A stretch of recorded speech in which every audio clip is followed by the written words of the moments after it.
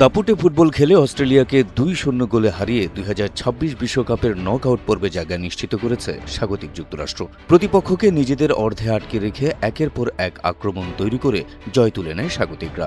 ম্যাচের ১১তম মিনিটে ফ্লোরিন বালোগানের তৈরি করা আক্রমণ ঠেকাতে গিয়ে আত্মঘাতী গোল করে বসেন অস্ট্রেলিয়ার ডিফেন্ডার ক্যামেরন বার্জেস। সেই সুবাদে ১-০ ব্যবধানে এগিয়ে যায় স্বাগতিক দল।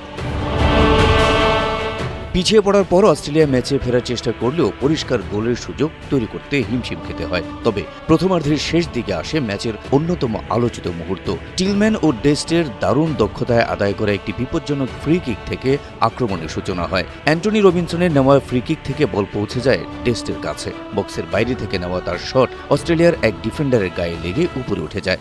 বসুন্ধরা টিস্যু অশুদ্ধতার বিরুদ্ধে এক বিন্দুও ছাড় নয়।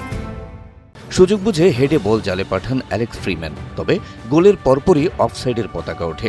মাঠের সিদ্ধান্তে গোলটি বাতিল করা হয়, কিন্তু ভিডিও সহকারী রেফারির পর্যালোচনায় দেখা যায় ফ্রিম্যান অনসাইডেই ছিলেন। এরপর গোলটিকে বৈধ ঘোষণা করা হয়। ফলে আবারও উচ্ছ্বাসে ফেটে পড়ে যুক্তরাষ্ট্রের খেলোয়াড় ও বেঞ্চ। দ্বিতীয়ার্ধেও ম্যাচের নিয়ন্ত্রণ নিজেদের হাতেই রাখে যুক্তরাষ্ট্র।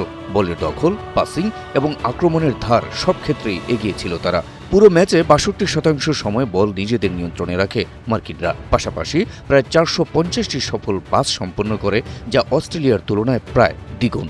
এই জয়ের ফলে গ্রুপ পর্বে এখনও একটি ম্যাচ বাকি থাকতে শেষ ১৬ টিকিট নিশ্চিত করেছে যুক্তরাষ্ট্র। এর আগে নিজেদের প্রথম ম্যাচে প্যারাগুয়েকে ৪-১ গোলে হারিয়েছিল তারা। ফলে ১৯৩০ সালের পর এই প্রথম বিশ্বকাপে টানা ২ ম্যাচ জয়ের কৃতিত্ব দেখালো মার্কিন পুরুষ ফুটবল দল। হাবিব রাসেল, এনটিভি অনলাইন।